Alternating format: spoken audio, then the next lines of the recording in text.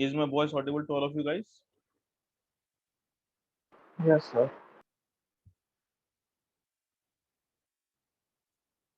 Today we'll start the application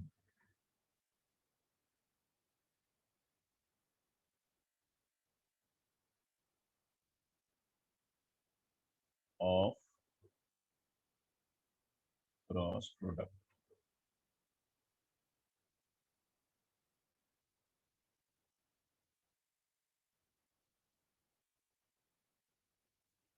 Application of cross product, of course, in physics I'm talking about.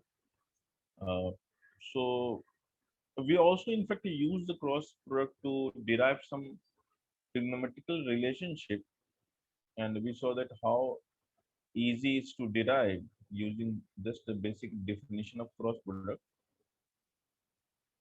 So, but we are going to use in physics anyway. So we need to see the application, which is very common in physics. So before we actually give you the application or the formulae, one thing that you can always mark in your mind that whenever it comes to something rotating, the cross product is always there. What does it mean? Something called twist, rotation, like torque, angular momentum, anything angular in nature will have the cross product naturally governing there. In advanced mathematics, we learned about something called curl. So the curl is a concept which is based on the cross product itself. And in fact, I will teach you curl in the chapter of work, energy, power. In that chapter, I will introduce you this concept of curl. So curl is like if you use your right hand and if you just make a fist by turning your fingers towards the palm. So the turning called the curl. The curl phenomenon is when you make a turn. Okay, so that's called it's curl actually. So anything which requires the right hand rule to explain the direction which you might have used in class 10th, maybe while learning magnetism, you might have used the right hand rule many times. Okay, like knowing the direction of a magnetic field, so you use right hand rule. Okay, so we have many rule there. So whenever you're using the rules in which you use the right hand rule or right hand screw rule or Fleming's rule and whatever rule, all these definitions which uses the kind of rule, they have the inherent cross product actually there. So this motivation I'm giving so that you can actually realize easily that certain physical definition demands cross product. By knowing this particular property that okay, this is given by the right hand rule and all, you can easily guess that this is going to be cross product. Okay, so cross product, just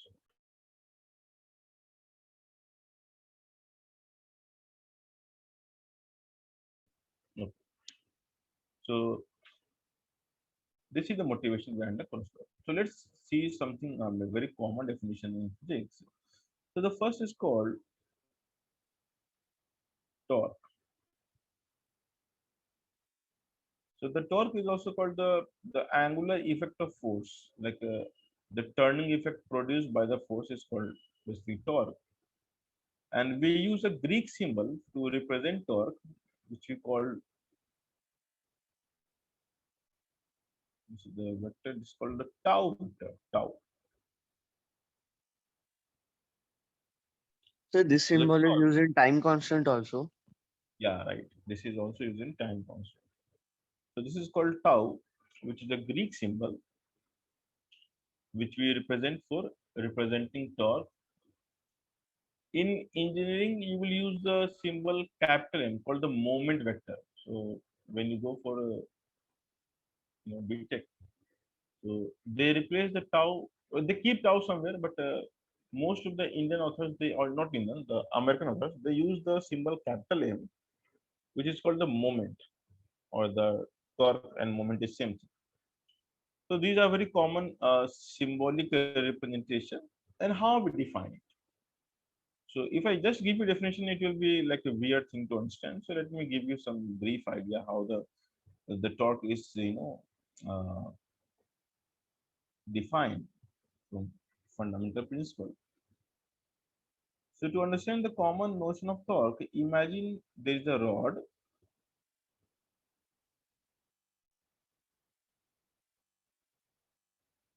So I could have taken any shape, but a rod is it gives good intuitive idea. So let's say we have a rod, and in this rod, what we do is we drill at one end. So you drill at one end. So let's you make a hole in the rod so that you can pass some wire. So now we have a wire which is passing through the drill part, coming out, and now it's like called the hinge. So what we say that it is hinged. So hinge means you make a kind of hole, and the movement of rod is not restricted. You can turn around, but the hinge point cannot move. So it can turn around it. Okay, so there is small local movement, but not a big movement. You can think in that way. So this is the rod, and then what we do is, let me put this line.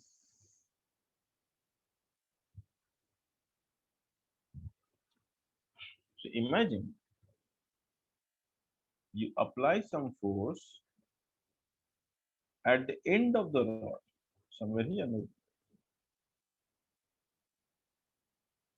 So let's call this force as F, and the angle with this direction, the extended line, let's call this angle theta.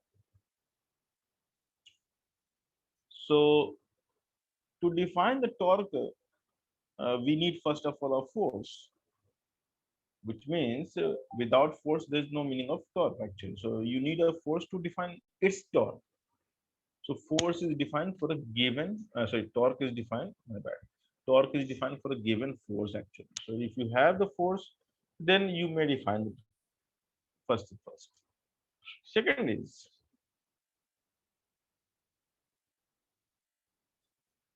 second is you apply at some point on the body. So let's say you're applying somewhere here. So let's call it point P. So we have very dedicated name for it. So P is the point at which you apply the force. So we say P as the point of application. Point of application of force. So we have something called point of application force. So I'm applying somewhere here, not on, of course, when you apply force on a body is the big thing with a dimension. So you apply somewhere, some location. So there is always a point at which you apply the force. Okay. So let's say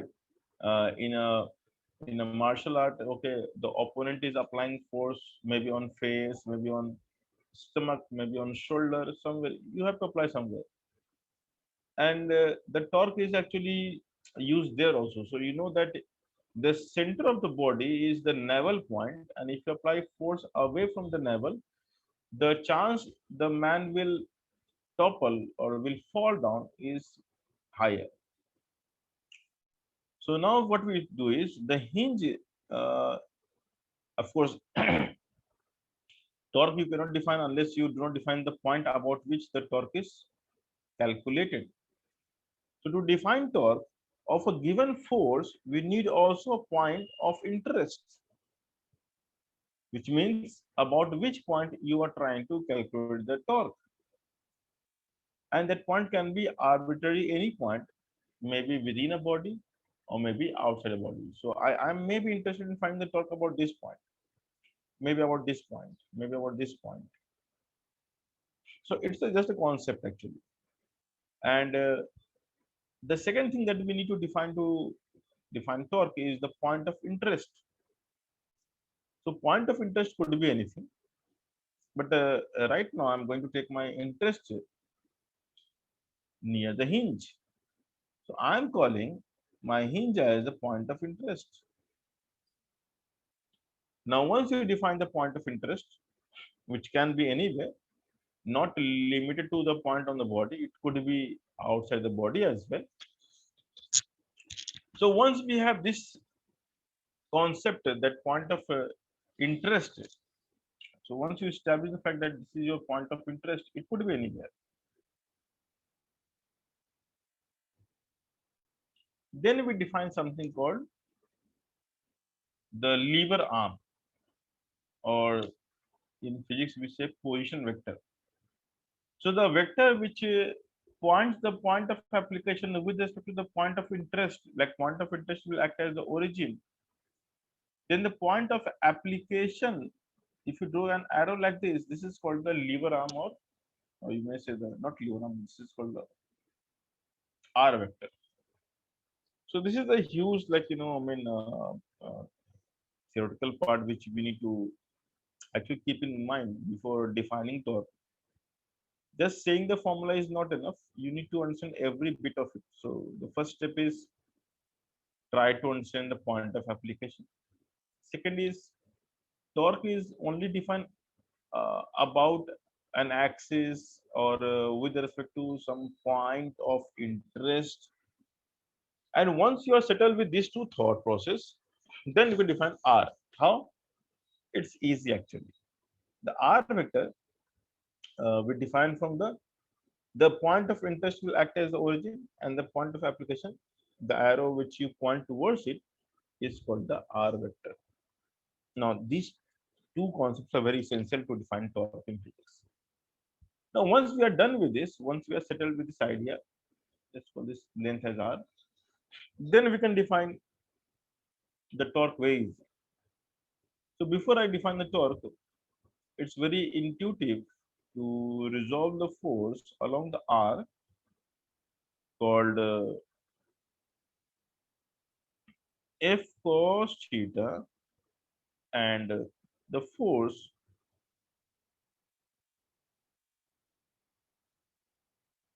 perpendicular to R called F sin theta. Now this is the third step. Like once you are done with the point of application, point of interest, then please look at this. I mean, what I'm doing is I'm resolving along the R vector and perpendicular to the R vector. And the moment you do so, you can easily understand or identify which component can create the rotational effect or the turning effect.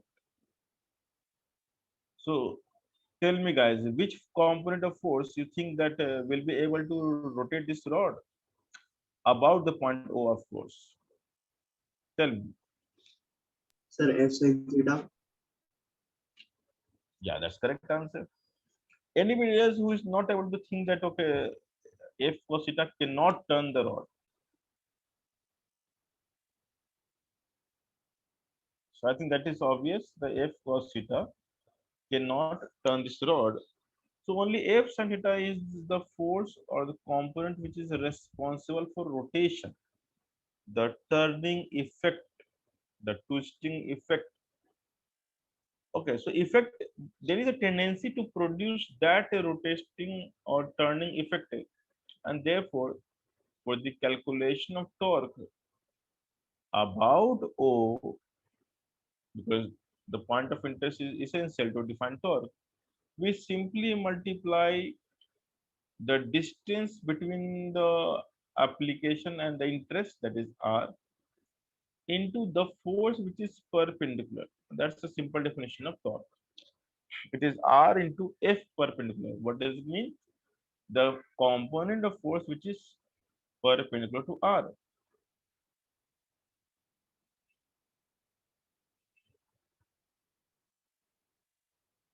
So these are mutually perpendicular. Like R and the perpendicular component are mutually perpendicular.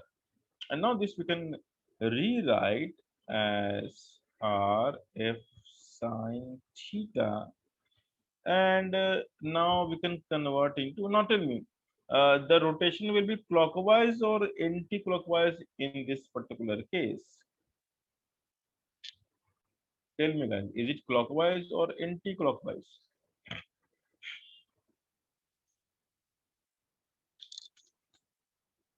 Sir, the The rotation. yeah, the rod will rotate clockwise or anti-clockwise because O is hinge. Imagine, Anti-clockwise. right?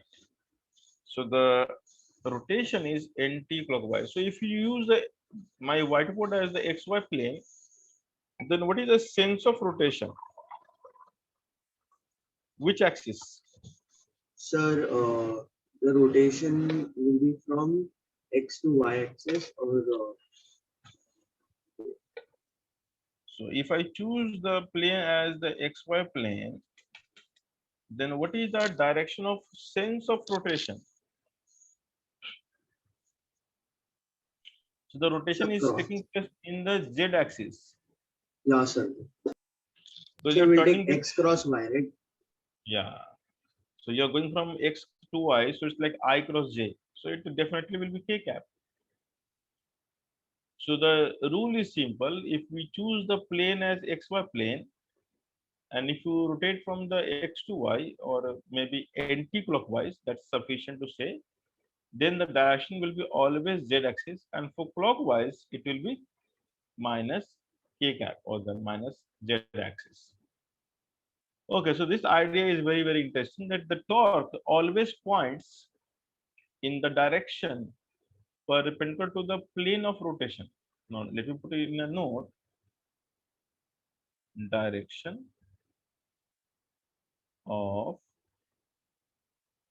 torque is always perpendicular to the plane of rotation. So the torque always acts in which direction? In the direction perpendicular to the plane of rotation. Now, this is something which is interesting. So because my rod is going to turn in the plane of the whiteboard, so the torque must be perpendicular to the whiteboard. Now there are two options, whether it will be towards you or away from you depends on sense of rotation. If it is anti-clockwise, so it's anti-clockwise, so towards you. If I change it to clockwise, it will be away from you. But it will always remain perpendicular to the plane of rotation. Now this idea will be very helpful in the chapter of rotational dynamics. So anyway, we are going to relearn the same concept there also. It's good if you can remember. So now comes the vector part. So because it's a cross product with a sense, so it's a vector quantity, so it must be expressed with a cross product. Now tell me guys, from your common intuition, that what is the right way to express? Shall we write R cross F or F cross R, which will confirm the direction? First one. First one, correct. So now from the common sense or from this example, we can say the R cross F will confirm the direction in which the thing is going to happen. So let's remove this part, and this is the vector form of writing the torque. So when you see this formula R cross F as a vector formula, then you need to understand how R is defined. And we have seen the procedure which can lead to the definition of R. So for R, we need two things. One is the point of interest, other is the point of application of force. Once we are done with the two concepts, we can join them together by a straight line and we can point the arrow towards the point of application. This is how we define the R vector. If is already given the question, it will be given to you, so you can define the force vector. Now we can actually see some very, very interesting idea of torque. Torque is very essential. So the moment you switch on your fan at home, you see something very interesting, that the the blade will speed up first. So it will start from rest and will rotate faster and faster and faster, but not forever. You must have observed that the fan will attain some natural speed, and that then it will continue with that angular speed forever. So how the fan will come to know that it has to stop rotating after some time? It has to stop accelerating, in fact, after some time. So in the beginning, it will speed up, as you can see, obviously, and then it attains some constant angular velocity. Now, if you look up, you can see it right now.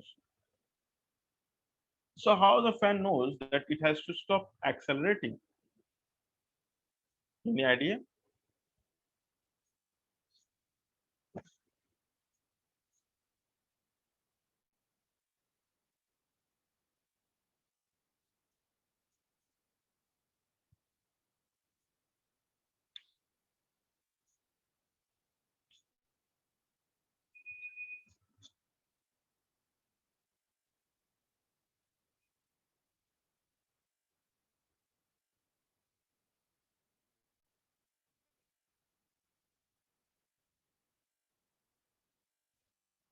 So anyone getting any idea? No idea.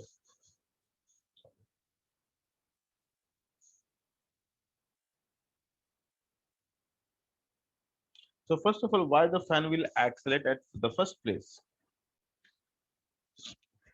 So that gives the very beautiful answer in physics called the magnetic torque. So we have something called magnetic torque. Okay, and this is given by the formula N I A cross B. So what is the magnetic torque?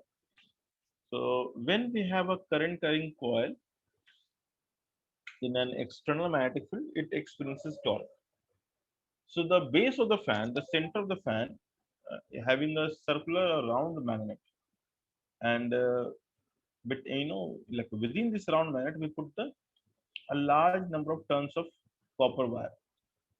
So the moment you switch on the fan, the current flows through that copper wire, which creates a torque. And because of this torque, the fan starts rotating. Now there is no mechanism to stop the torque. So once you start sending the current, it will accelerate forever and forever. In fact, if you switch on a fan in vacuum, it will never stop accelerating. So its speed will become larger and larger, and eventually, because of very high speed, it will tear apart because of the centrifugal force. Now, in the real life, this never happens. Why? Because we have the wings in the fan, and these wings, when rotate through the air medium, it creates the frictional forces. So the air particles applies frictional force on the wings, and therefore that also creates a counter torque. Now, as the speed increases, this frictional force will grow in value. The moment the torque of the frictional forces of air balances the magnetic torque, it will stop accelerating. That is how every fan will attain the equilibrium. Now, this is very interesting. So, it is the torque of the medium which stops the acceleration of the wings. Else, it will keep on accelerating forever, which is not a good idea. So, you can see that we rely on the medium to do the job. So, we created one machine which accelerates using the magnetic torque, but it is the medium, the air resistance, which stops it accelerating forever. Now, as you shrink the size of the wings, the frictional torque will be lesser, and so you can see that the small size wings spins faster. Okay, so their RPM is really high. So when it comes to the drones, which is having very small, tiny wings, the RPM is even faster. So why this so? I hope Friction now is you got the less. answer. Yeah. Friction. So smaller the size, the more the spin rate, because they need to create the same torque, and else it will keep on accelerating. Also, because of this, the shape of the wings, it creates the air lift. Now that requires another chapter from the chapter of fluid dynamics, where we learn about Bernoulli equation, how the rotation of the wing creates the air lift. Okay, so that's very interesting. So again, this is the definition of magnetic torque, where A is called the area of the coil, I is called the current, N is called the number of turns. So anyway, we'll pick these things as we move in the chapter in class 12. But it's nice to know, okay, these things are at work, mean at work in our regular life. So every day we are surrounded with lots of torque thing happening. Okay, so N is the number of turns. So can you give a simple example of torque which you apply every day? So cycle, bike, scooter. Correct. In fact, when you go to kitchen and open a jar, what you do is you apply torque,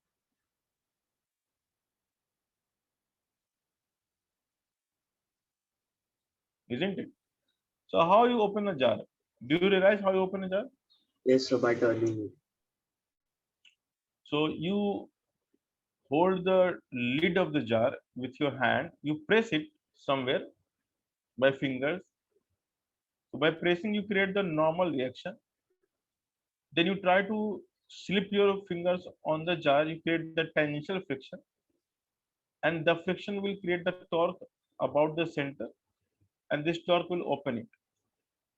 So there are a lot of physics going on even when you open a jar of a jam or maybe achar or whatever.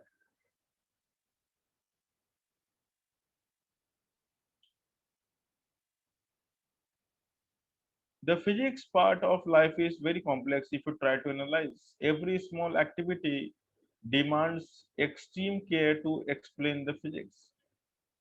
So if I ask you how you walk, then that's a question of one complete lecture. So knowing that how you walk is very difficult than just walking without knowing it, isn't it? So when you ask yourself how we walk, you get a lot of information.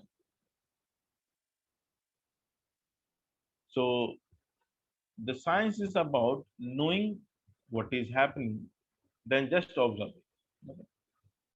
There's a definition given by the Einstein, what Einstein said about science, that science is to see what everyone else has seen, but is to observe that no one has observed yet.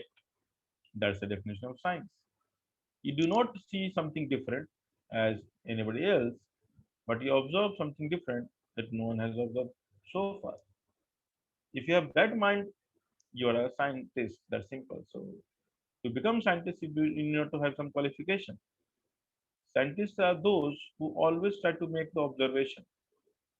So what makes you a great observer will make you a great scientist. So be a good observer in your life also. Anyway, so we have seen two definitions of torque. One for a force, other in magnetic torque, which is again very famous. Let's define something more. So we have something called angular momentum. So angular momentum we write as L symbol. L.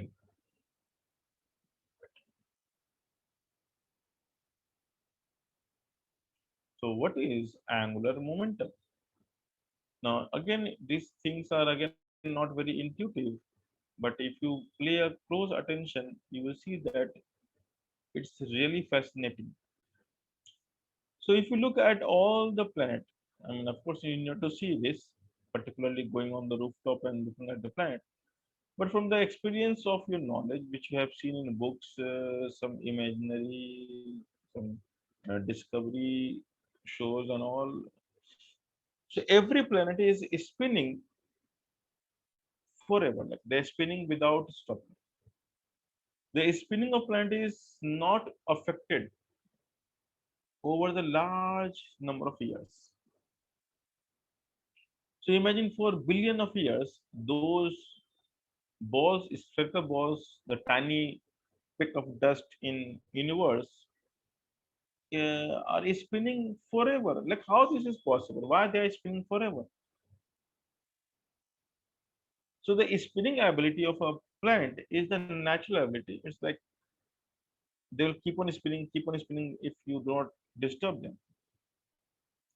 And every planet, in fact, if you talk about the solar system, we know that there is a mutual attraction between the sun and the planet, and in fact between the planets as well, between the planets and satellites as well. But what you observe that although they apply force on each other, when they never affect their spin property. So the force is happening between the planets, but the spin is not getting affected. They keep on spinning as they were actually. So what makes this possible? The answer is it is a angular momentum. So angular momentum is something called kind of a conserved principle of rotation, the state of rotation. So the rotating state of a body is conserved, is maintained unless some external torque is applied. Now, although the force is experienced by every planet and satellites and between those configuration, but all such force fails to create any torque. Now, that's very interesting. So, although the planets attract each other, they do not create any torque on each other. That's very beautiful thing. So there is no torque between the sun and the earth, and so any planet and the sun. So force and the torque are two different aspects. So force is present, it doesn't mean torque is present. For the previous example, if we go back and if I just tilt the force, if let's say if I make a force like this, then force is still there, but this force cannot have torque, isn't it? So it is not necessary that every force must have torque. So presence of force never guarantees the presence of torque, but the presence of torque definitely guarantees the presence of force. So vice versa is okay, but not the otherwise. So angular momentum is the measurement of the angular state, or you can say the state of rotatory motion of any object. So it's a state actually. That's interesting. So the angular state is preserved in many ways. If there is no torque, this state will be preserved. Or you can say that if there is no torque acting on a body, then it is able to maintain its rotatory state, and that is precisely the angular momentum. But it is even more than that, what I have just explained. But that is intuitive, so I gave that explanation. But there is something called a counterintuitive explanation also. So imagine if a particle is moving. So imagine if a particle is moving on a straight line. Now, this idea is again important for you to learn the concept of atomic structure. So let's say there is a particle of mass which is moving with velocity u on this straight line forever. So it is maintaining its momentum. So we all know, and hopefully I believe you know, that momentum is mass into velocity. So when a particle is moving with constant velocity, maintaining the direction and magnitude both, we say that momentum is also constant because nothing is changing. Now, this is in accordance with the Newton's first law. So anything in state of rest or motion will continue to do so unless you apply some external unbalanced force. And that's what we learned in high school. So momentum is a way of saying it that the Newton first law we can actually encapsulate into this momentum concept. So momentum is a like alternative way of looking at Newton's first law. So instead of explaining the Newton's first law to the world that Newton's first law you state in some literature, it's good to say mathematically momentum. If it is constant, so first law. If it is variable, second law. That's simple. So momentum is a precise way of actually putting what Newton observed in nature. Anyway, so similarly, angular momentum is also some sort of the alternative to put the rotatory motion of the body. Okay. Now here there is no rotation because there is a particle I'm talking about. So there is no question of rotation, isn't it? If I say the particle is moving, do you think that there is rotation happening here? No, sir. So can we expect some angular momentum here?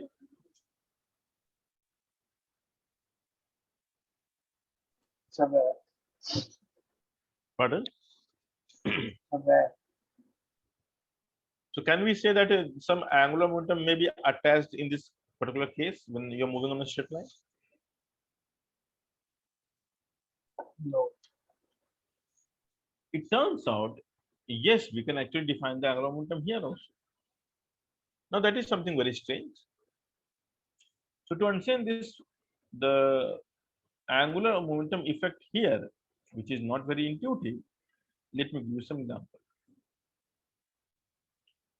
So imagine there is an observer who is looking at this particle and he is here. Now definitely for this observer, the particle is going in a straight line and there is no turning effect associated. But now observe you are here. So imagine you are standing in front of your home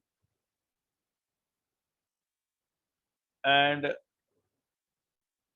some car is zipping through this, on this street, and then you see it. So how you see? You start turning your eyeballs or maybe your head to keep on observing. So if the particle is going towards right, to keep on observing you, how you will see? You see right now here, then after some time you see like this, like this, like this.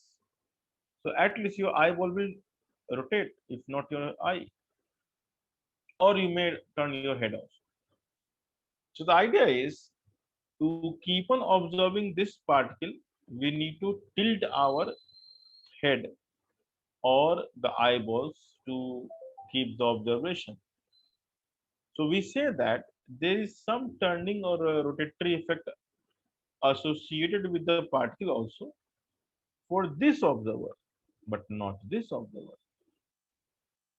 It means even something is moving on a straight line, the angular effect is always associated. Now this example is very common. If if you travel by a train and if you look at the fields in which some electric pole is erected, and you realize that if you look at the distant object, it turns out to be it's turning. It feels like it's turning. So in your frame, everything else is going behind, of course. But if you look at the distant object, it looks like it's turning behind, not going behind. That sense is there. Now, if you have not observed this, so maybe next time when you are moving in a train, try to look at the distant object, maybe in bus also, and you will realize this effect, the turning effect. Okay. So anyway, this is some observation which you need to just observe for some time. So the moving particle can also have a rotatory effect associated, but in that case, the observer is important. For example, the observer which is standing or sitting on the same line as the particle is moving, there is no question of angular effect. But if you are on the place which is off the line, there is always angular effect. And to understand this effect more closely, so let's say you drop a perpendicular. Let's call this. So let's call the this perpendicular distance as d. But the d is the distance between the observer and the line of motion. After some time, you may be here, called at a distance r, and this is your velocity. It's very easy to understand, not difficult. So this is a very common way of learning this concept. So now, if I say this angle called the angle between the r vector, again the same method. The r vector is defined as observer is O, and this is the origin. So this is r vector. This is the theta is the angle between r vector and u vector. Okay. So now what we do for the given observer, can we resolve the velocity in two directions? One, along the r we call u cos theta, and other perpendicular to r, called u sin theta, and this is your observer. Now tell me guys, which component of velocity will give you sense of rotation, the cos theta or the sin theta for the given observer? Sin theta, u sin theta. U sin theta. Correct. So the component which is perpendicular to r vector will give you the sense of rotation. So the product of momentum in this direction, if I just multiply by m, so the momentum is mass into velocity, but the product of this momentum and this distance is called the angular momentum, or the angular effect of momentum, or moment of momentum. So there are various names to it. So angular momentum is also called moment of momentum. No, that's obvious. And how we define it? It's very easy to define. So the value wise, I will first define the magnitude. So it is defined as product of R and the P perpendicular. Like we have been defining this many times. So we can write as maybe I should write some better way. Yeah, that's also fine. So now we can write as R into mu sine theta. And now this is the angular momentum about O point. So it's not for to defining the angular momentum.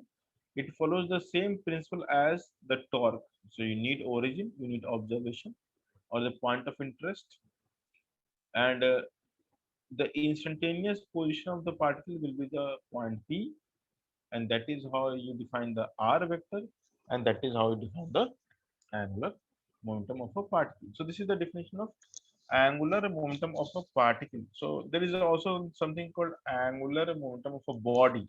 So that is a part of rotational dynamics. We will not discuss it here.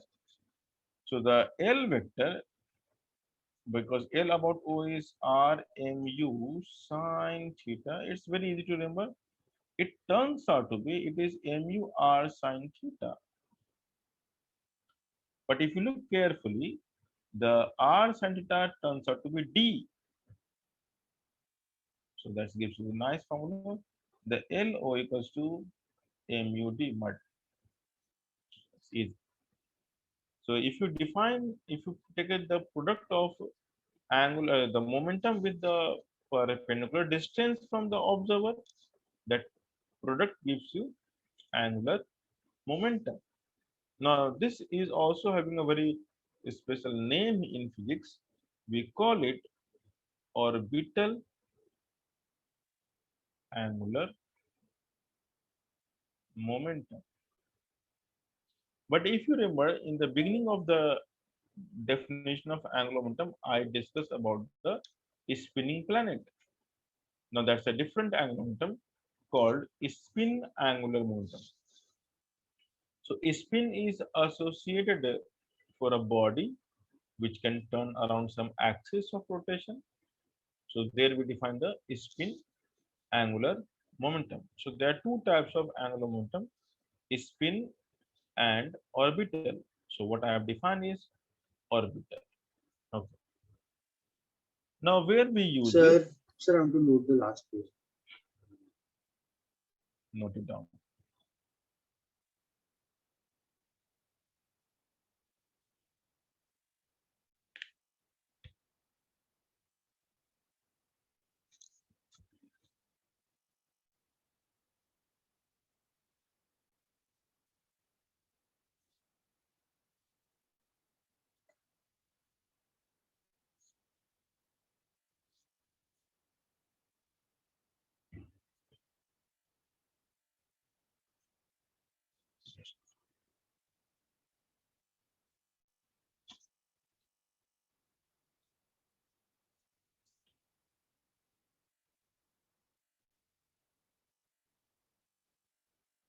Noted, sir. So I have to know. So yeah, so where we apply this very often in chemistry, you need to apply at one place called the nucleus and the spinning electron, not spinning, the rotating electron. So although electron also spins about its own axis, which we don't see, it's really small, but it also rotates around the nucleus. Now, if I draw an axis passing through the nuclei,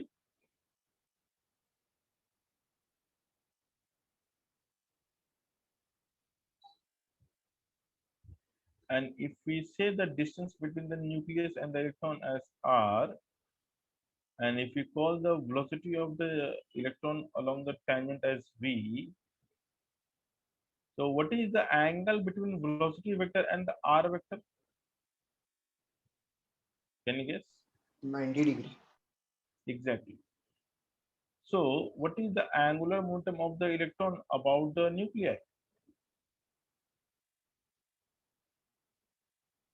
So we just learned it's MUD.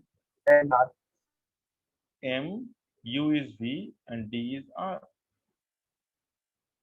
So MVR in this particular case is called the angular momentum of the electron with respect to the axis passing through nuclei. Okay? Or you can simply say angular momentum about the point O. So this is the angular momentum of electron. So I can just put a symbol E for electron, mass of electron, and Vn, the velocity of the nth orbit in the hydrogen atom, Rn, the radius of the nth orbit, some general orbit. So this is how we represent. This is the angular momentum. Which momentum? So by default it is orbital. So whenever we define the momentum for the due to motion of the body as a whole, we call it orbital. And the spin is something which we talk about separately. So we also have the spin angular momentum. Now this is the part which I must introduce because you're going to learn very soon the atomic structure. I think have you studied already atomic structure? Maybe not. So what? In chemistry, have you finished the atomic structure? Sir, we are in a verse to finish. Like we have reached Schrödinger's model. Oh, that's great. So now you must have done the angular momentum. Now the Yes, purpose sir. was that, yeah, the purpose It so is that you can NH by understand. 2 pi. Yeah, so this is equals to NH by 2 pi. So now I hope you understand what it is is angular. quantum. Yeah, it is quantized. Yeah. So the angular momentum is a quantized quantity. It means this product always becomes the integral multiple of h by 2 pi. Integral multiple of this constants. Constant h by 2 pi. Anyway, so this is also written as NH bar. where h bar is h by, it is also called h cross, or Sir, anyway. So now we have seen the two definition of torque, and in fact three definition. One is the magnetic torque, but the question is, can we go beyond this? Answer is yes. We have some more definition. So because I have time today, so I'm going to give you all definitions. Although it's part of a different chapter, but nothing wrong in knowing the definition. So for circular motion, if something is moving on a circle, let's say some particle is moving on a circle,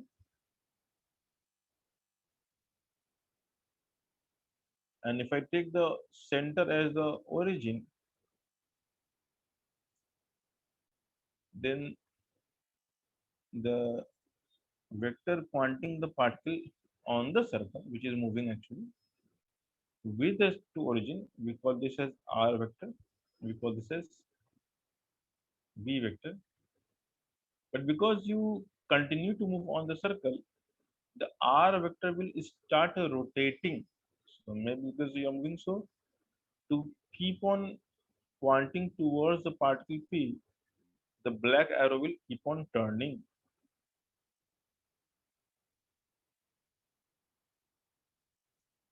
So velocity vector will change because this direction has changed. Although you may maintain the magnitude, but the velocity vector will definitely change. And now we can see you're turning this way. So we define something called angular velocity.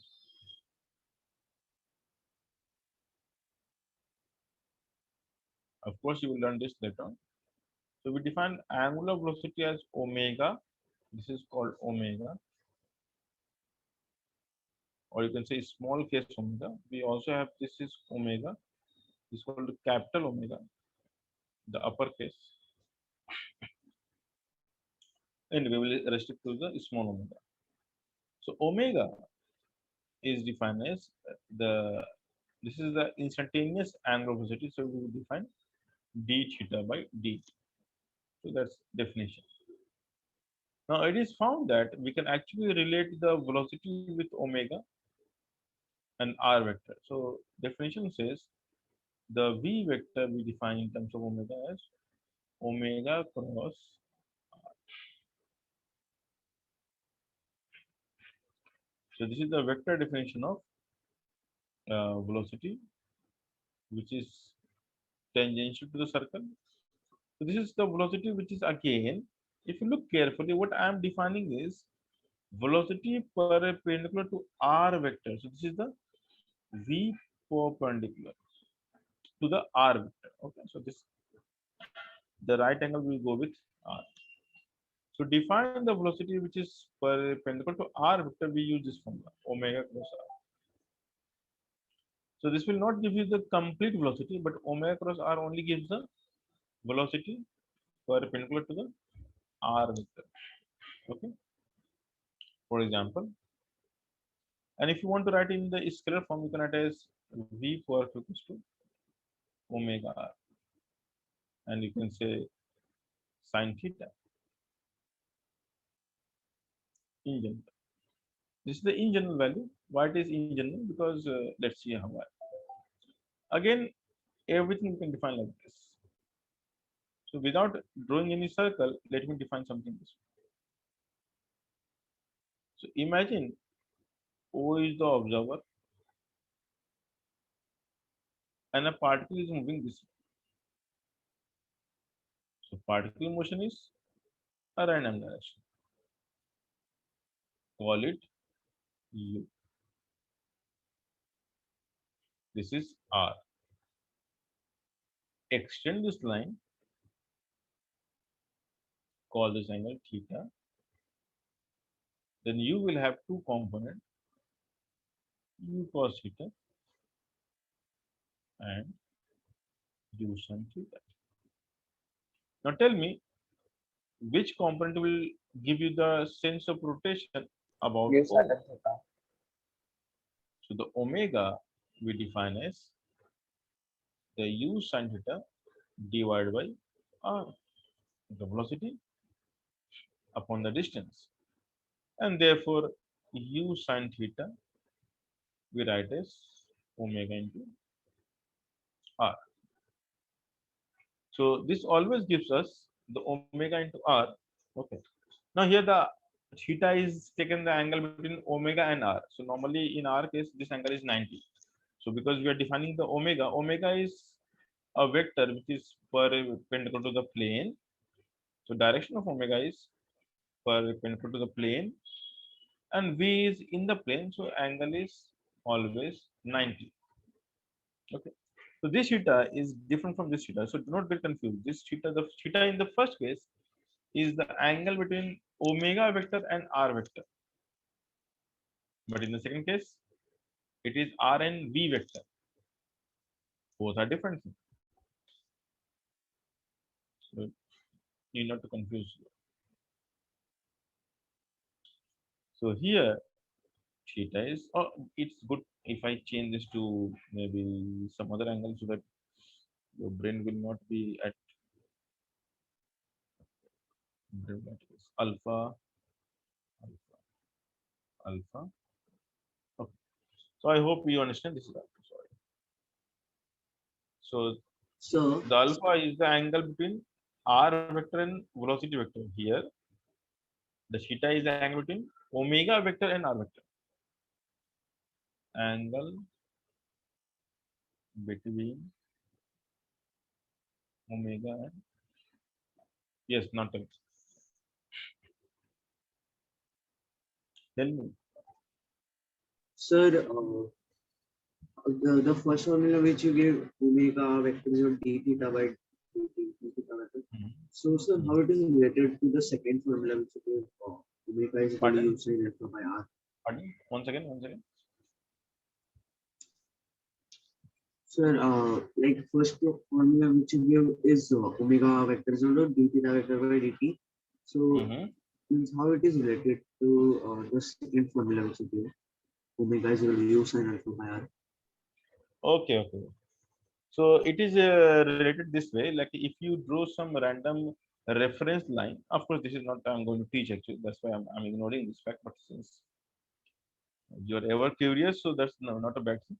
So if I choose this angle as theta, so as the particle will move ahead, this angle will change, isn't it? So you can imagine this. So this line, the black line, will tilt like this if you move forward. So there is always d theta by dt. That is omega. Understood? Although you are performing straight line motion, but if I choose some reference axis or reference line, this is called the reference line. The angle between the reference line and the r vector is changing, isn't it? This is your d theta.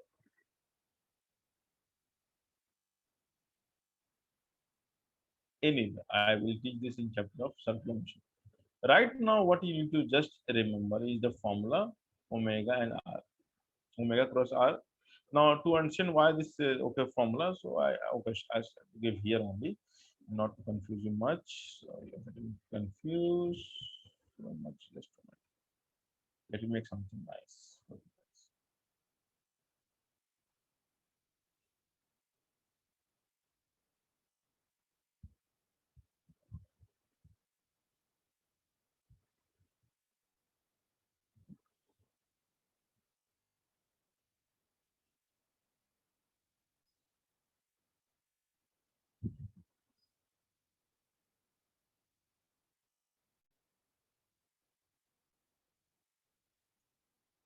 So now imagine.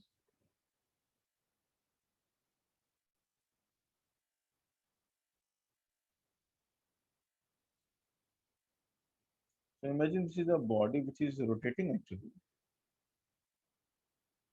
about this axis. So I've drawn just a circle just to understand explain something.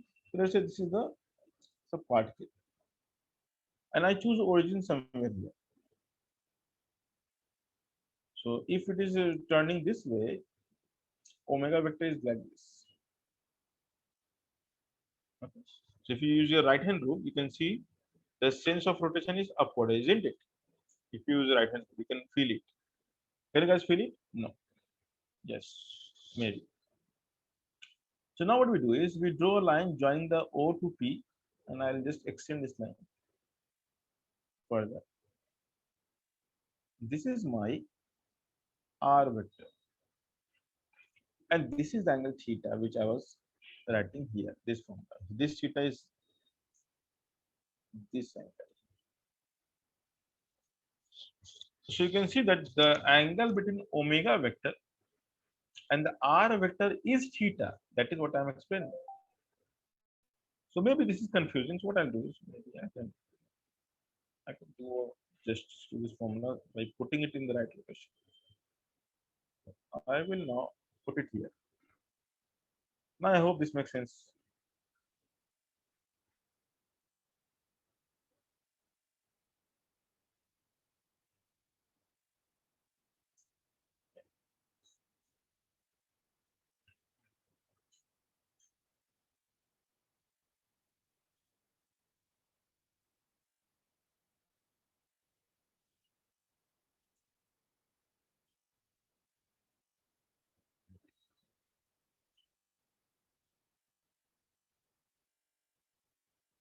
Okay, so too many definitions at one location. So maybe that is causing the confusion. Put everything separate.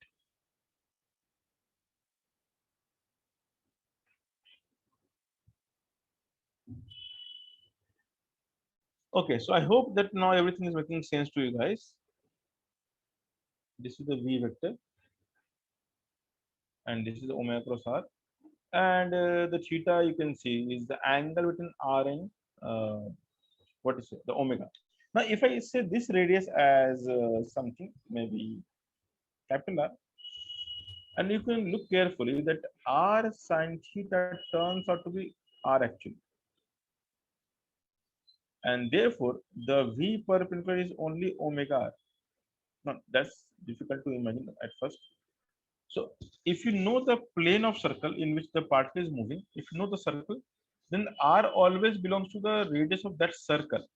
But here in the definition, the R is a vector which can be defined with respect to any origin. So I think it may be difficult to comprehend that. Anyway, so you just try to remember the formula. Okay, don't try to go deeper into the formula.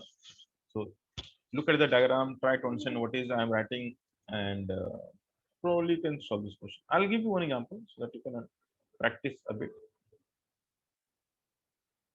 So maybe a bigger one, and I'll just fill this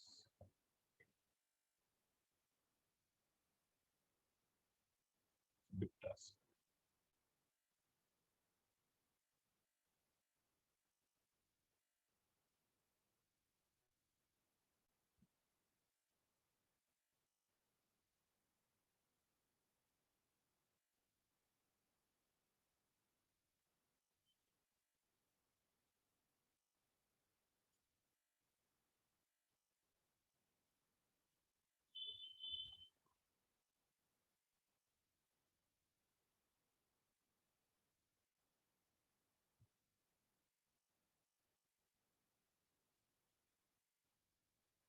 Okay.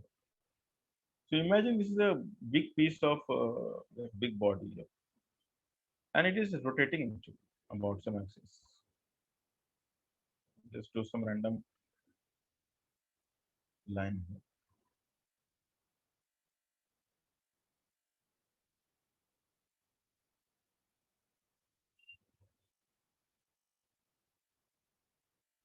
So I'll show you some. Maybe this is omega, and okay, let me write down omega vector as 2 I cap, maybe 2 j cap, minus some k, like anything. Yes, just randomly I'm naming it. Or maybe plus k cap. Yes.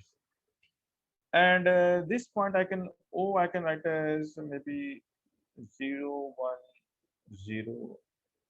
And this point I'm writing as maybe 3, 2, 1. So what is the now? Even you don't know what is this diagram all about. What is the velocity of point P? That's my question. The answer is, if I call it O, so it's omega cross OP vector. That's it. This is what we have to write. So to find the velocity of the point P, the rule is, okay, what are the rules actually? The rule says that you first choose one point on the axis of rotation. Now this omega direction is called axis of rotation in physics. Axis of rotation. So this direction omega is the axis of rotation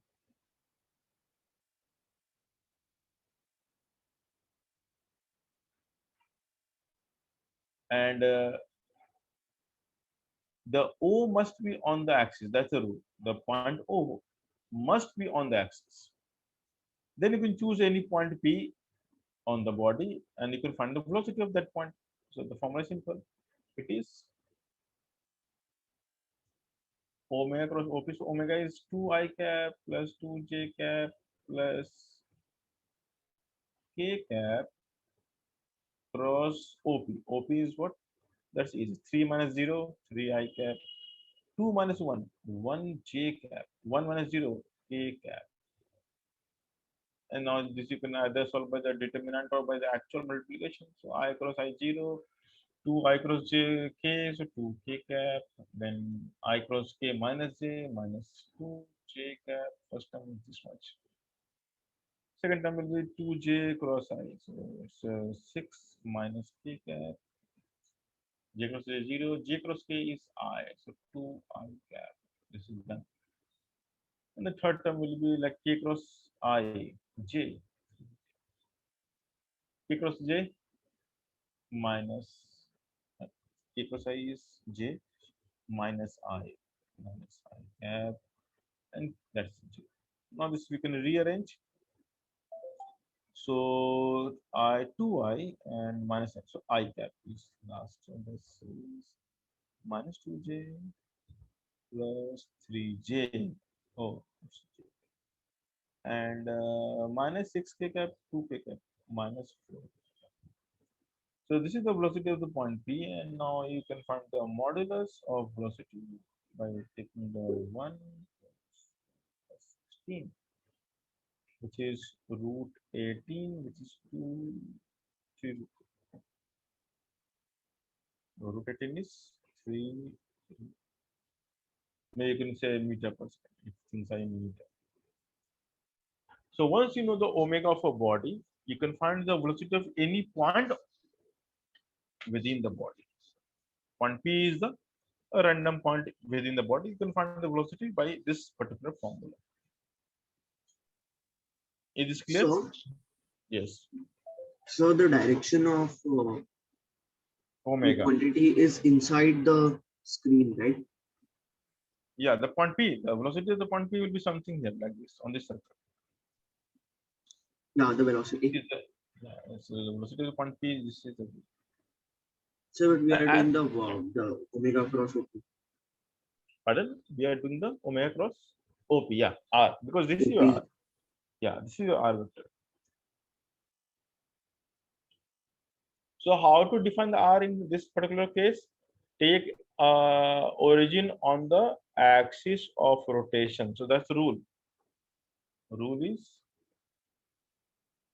always take origin on the axis of rotation. That's the rule. So R vector is O into any random point P in the body. That's R vector we define. Okay, so this is not a very good thing for you guys maybe in the beginning, but it will eventually become habitual of all this. So I'll teach something more. So because I have some time left, so I can teach something more. So this chapter is anyway over. So what else we can think of? So I have a doubt in last. Okay. Sir, What is omega actually? Omega is the angular velocity of the body. So body is spinning about its axis. Imagine you take some body and you fix the axis and you spin it. You can spin something, right? Yes, sir. So you may have a gyroscope. You can buy a gyroscope and you can spin. You can see the axis. The disc will turn about some axis, isn't it? And so what is the force like? Why we took that Pardon? r vector? Okay, so that's the definition because omega cross r will give you the velocity. Okay, why you can ask maybe something this way. Okay, I'll ask you. But this is not part of the syllabus. You're just provoking me to explain something which is not relevant to this chapter. So as of now, I will say just remember this. There is always why to everything, but answering all why at the same point is not possible. You also need to realize this. But anyway, nothing wrong with it. So let's call this is d theta. This is ds. This is r. So we all know from the property of circle that ds is r d theta. So we write as ds by dt is r d theta by dt, and this is called the v perpendicular to r. That's the definition it should be. Okay, that's why they have the relation. So not difficult, but this is how we define. So in vector form, this turns out to be that is the ds vector turns out to be d theta cross r. Now this is just definition. So if you multiply the d theta, this because d theta will have a direction like this outside towards you. The d theta vector is like this. If you are turning this way, if the sense of rotation is anti-clockwise, then d theta will be like this, something like this. Go better.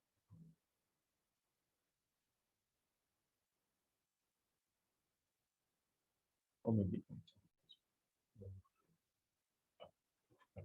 anyway. So we continue this is x.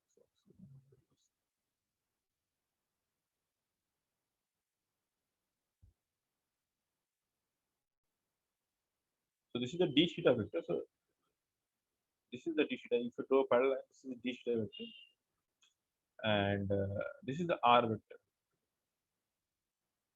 So like you can see the plane of d theta and r, right? Now if you take the cross product of d theta and r, you will get the ds vector, right? Can you see that? The right hand rule, the d theta cross r is the ds. Can you see that?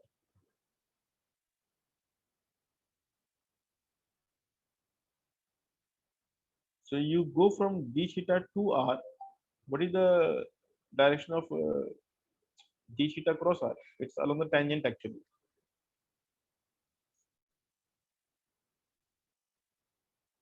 Hello, hello,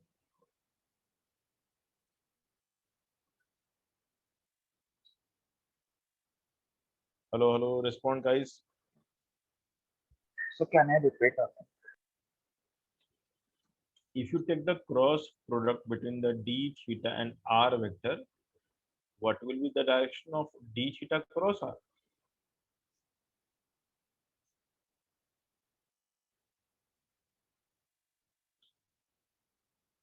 Just use the idea of a cross b which you learned. So minus k cap. Is it minus k cap? D theta is along z axis, so this is k cap. R vector is along x axis, so it's I cap. So what is k cross I?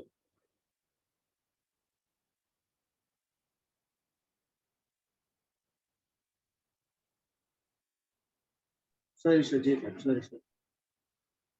Sir, I So didn't if it saw is that. yeah, so if it is j cap, it means it is parallel to the y axis, and so the ds vector is actually parallel to the y axis because the way I have drawn is that like that. So that is why ds vector we can write as d theta cross r. So if you differentiate with time, if you divide by time dt,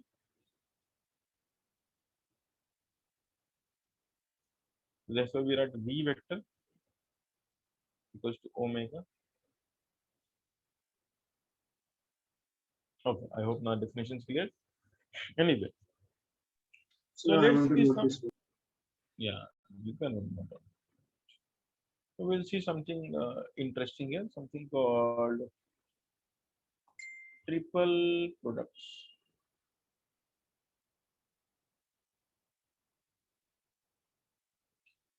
in vector.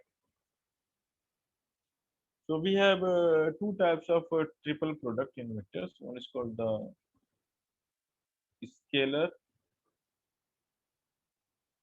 triple product, also called box product. You learn in mathematics what is called box. So scalar triple product or the box product. Now what is this? So if you take three vectors and if you define the cross between any two vector and then the dot between the third vector, it's called the scalar triple product. What does it mean is if I take A, B, C, three vectors, so A, B, C, take the cross between the two. So let's say I'm taking the cross between B and C, which again gives a vector. And because B cross C is another vector, so we can take dot between this and the A vector. So this is called the scalar triple product. In mathematics, we write this as a notation A, B. So we don't put any sign. It is like understood. So when I'm writing this way, it means it is A dot B cross. Similarly, if I write B, C, A, then the cross is here, and then you take dot here. So this we write as B, C, A, and so on. You can go further like C, A, B, cross, then dot. So this is called C, B. So writing within the square bracket has given its another name called box product. Anyway, that's just for you to know. Now, there's something very interesting about the box product and very common in physics. So whenever you have a box product called A dot So I wanted to know the last one. cross, just let me do this. Okay, no, copy this first. Sir, in the last case, why not C vector, A vector, B vector? Yes, yeah, correct. That's change happened. There's a typo actually. So, C A B. so they are multi-product.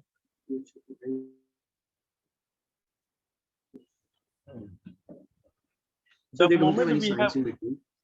no, the moment you see a dot, it means it's a scalar because you can think of this as a one vector and this is another vector, and the dot will make it a scalar. So this is called a scalar triple product. So everything I've written here is a number.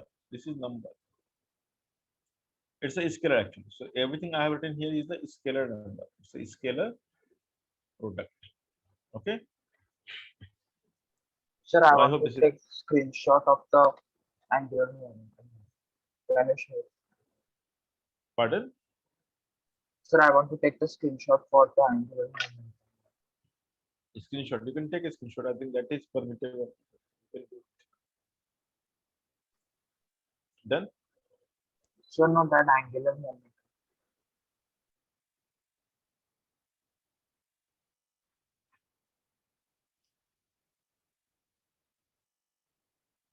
Sir, one more page.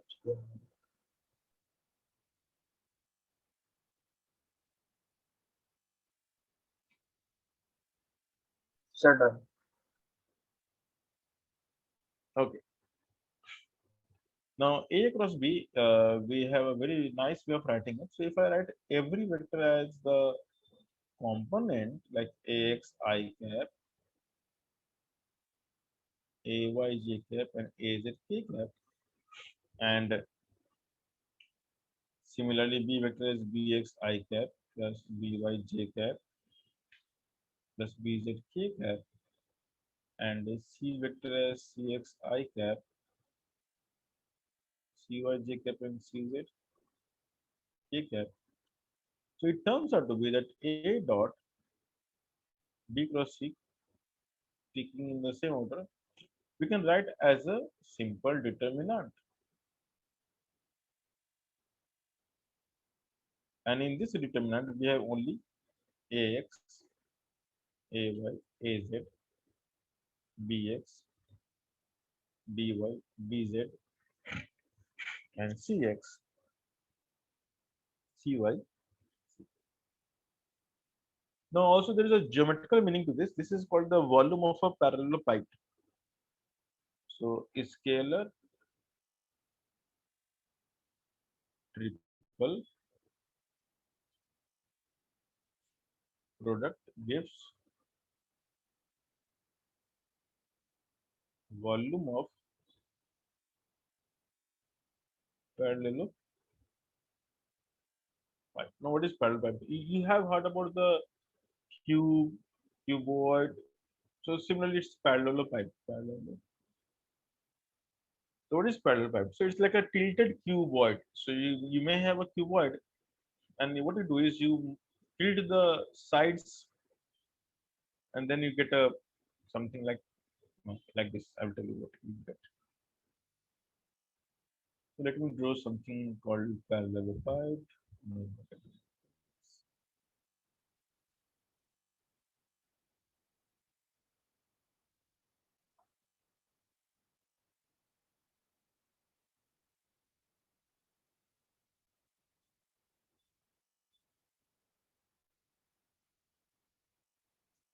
The moment you tilt like this, it is called parallelopipede. So it's like a tilted cube. You can think that way also.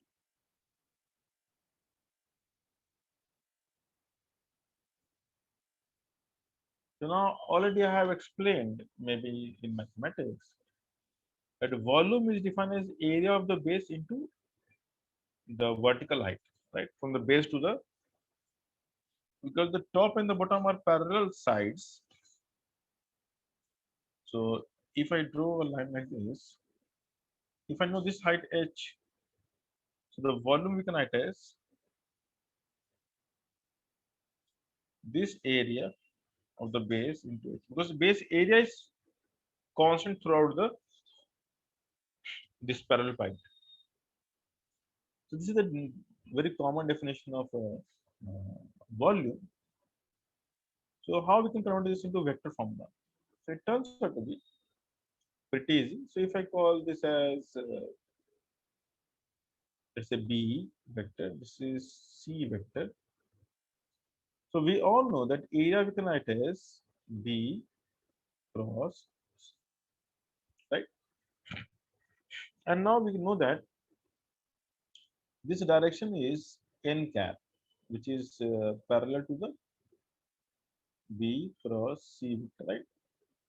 The direction of B cross C will be perpendicular to the area, the plane containing B and C. So n cap is upward. So that's okay. That's n cap. We got n cap. Okay. And if I say this angle theta, and if I call this vector as A vector, so the h comes out to be modulus of A cos theta, right? The h is A cos theta. That's very easy. And now what we can do? So volume we can write as mod of B cross C, because that's the area, into A cos theta. That's the height. And if I rearrange, I can write A mod B cross C mod cos theta. By definition, it is the dot product between this and this. This we can write as A dot B cross. So that is the definition of volume. So vector, the scalar triple product actually gives you geometrically volume of the parallelopipede. You can make theta equals to 0, it will become a cube or cuboid. So if theta is not 0, it's parallelopipede.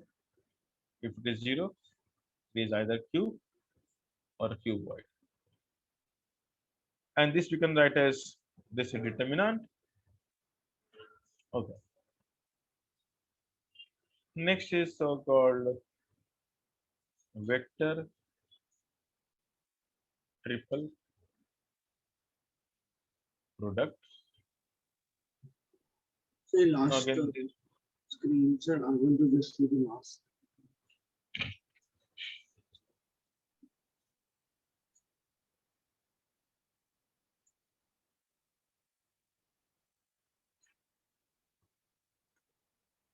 Done, sir.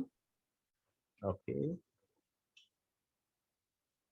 So the last concept maybe which I will mention here is the vector triple product. Now this is very rarely used, but I use very often, but you will not find anywhere in terms of usage. And if you have three vectors A, and if I associate like this B cross C.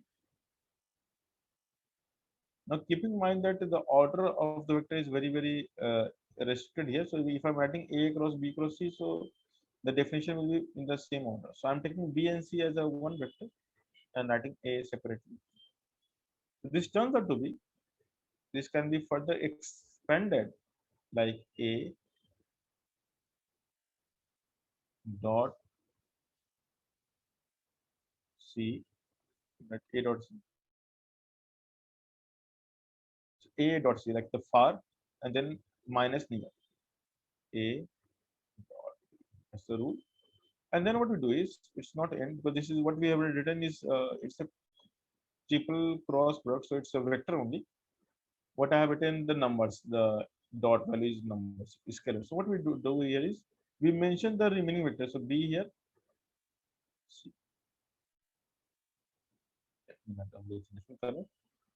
A dot C is a number, you write B vector, and A dot B is a number, you write a C vector. So this is how we expand A dot C, A cross B cross C. We can rewrite like this. So we need some, yeah. Sir, so if B is in direction of item and C is in direction of J cap, then sir, it's not, then it will get the direction of I cap and J cap too, because the dot product will move. See, A dot C will give you number. So whatever is the direction of B and C will decide the direction of this entire thing. So, Yes. so what is between the relation A cross C and then so it's dot or cross? See dot. So no, Obviously uh, here.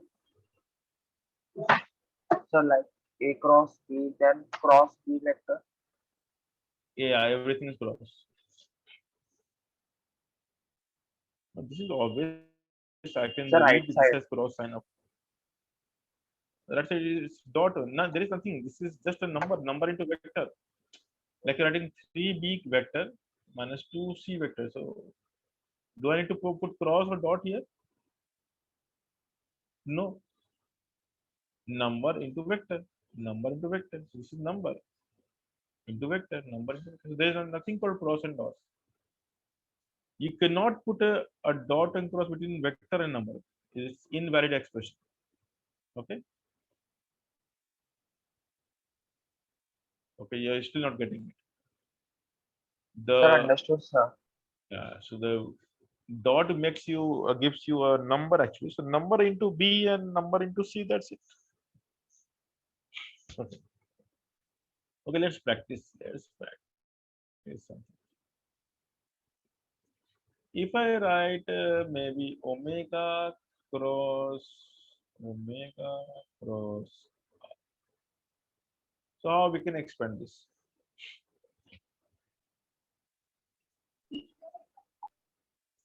So the So omega dot R. Sir, omega cross R omega and dot R. There's nothing cross here dot R, after sorry. that.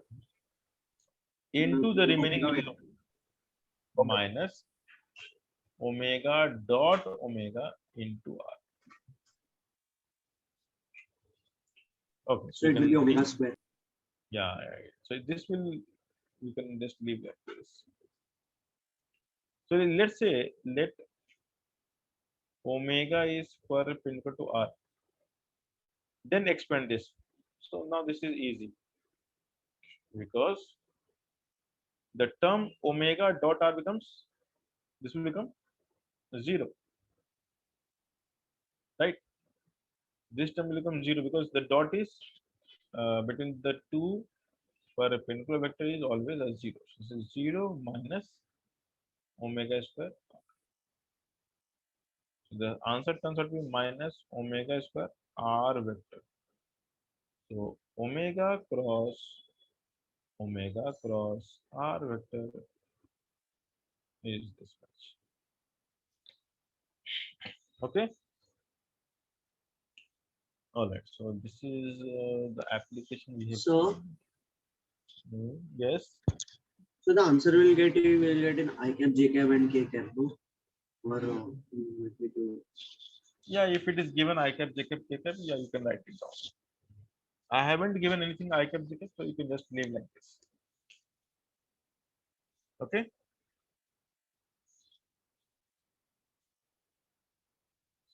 So are you talking about the first expression, the triple product?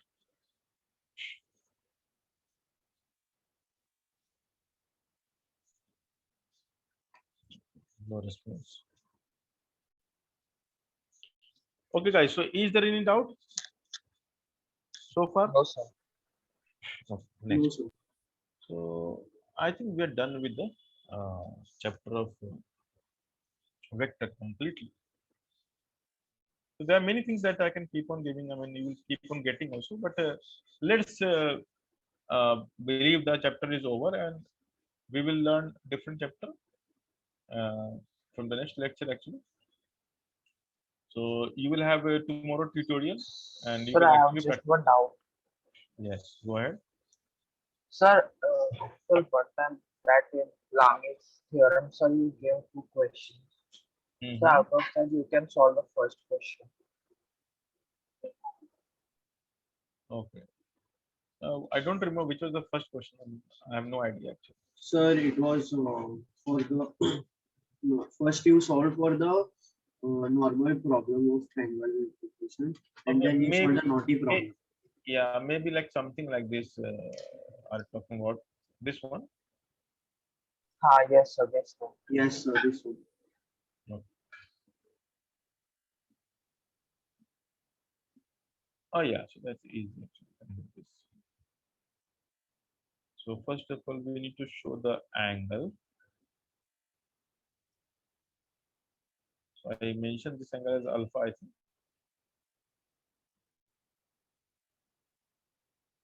So if you draw the forces on this cylinder, you can realize they have three forces. One is gravity, which acts, yeah, downward, and there are two normal directions pressing the cylinder. One from here. Now this is easy one. The difficult part is finding the angle and joining all vectors at the tail. So let's call it n1, call it n2. So can you find the angle that these vector makes with horizontal? So for that it's easy. You can just draw a straight line here and draw a straight line here, a horizontal line I mean. Then you can find the angle easily. So this is alpha, so this is alternative angle alpha. Because that is what you are facing a difficulty in terms of angle because normally you should face this. So this angle is 90 percent. This is done and dusted. And similarly, the beta will become beta here, the corresponding angle, and this will be 90 minus. And now because I know all angle, so what I'll do next, I will draw x and y axis. So the origin I know. So what I need to do next is just Plot all vectors at the origin. So you can see mg is downward. You can see n1 is 90 minus alpha below the horizontal, right? So the n1 vector is 90 minus alpha. And how is n2? 91 is beta. N2 is 90 minus beta above. Above, Maybe yeah. In the second quadrant. less important.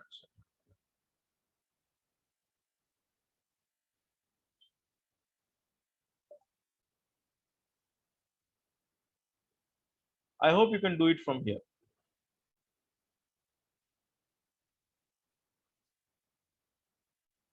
So now you stick to Lamy because this is the difficult part for you guys maybe. So now you can go back to Lamy theorem, read it once again, and try applying it here. I believe you all will get the answer. So any other doubts you guys having? Sir, that is also while solving the vector problems. Sir, in that some few problems are about A cross B cross C vectors. Partner? Like they are of the form A vector plus B vector plus C vector. So in that case. No, what is your question now? I'm not getting it. Can you elaborate a bit? So like I'm asking that is there a formula for such forms like A vector cross B vector cross C vector? I just gave you one formula right now. Sir, no, not that. Sir, it is in the bracket. No. Can you just post that question to me on WhatsApp? I can see and I can explain. Sir, you had means Niall said it.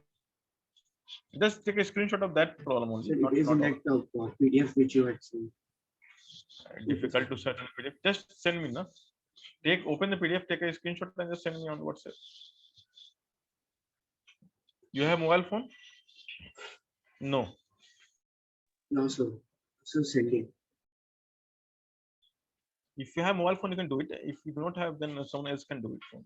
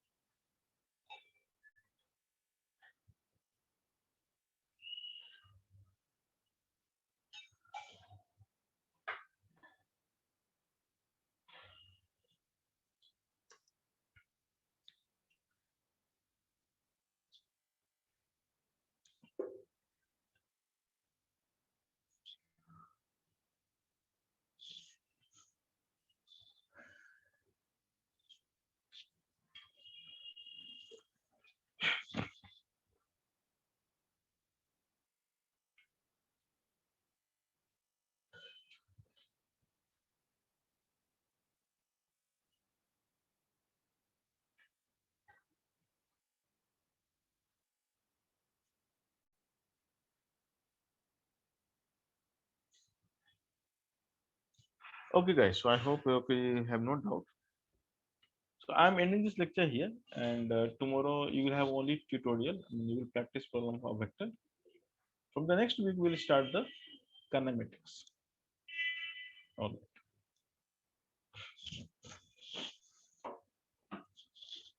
So whenever you find that problem, you can just post me. You can even WhatsApp me personally also, or maybe on the group. Anywhere you can post.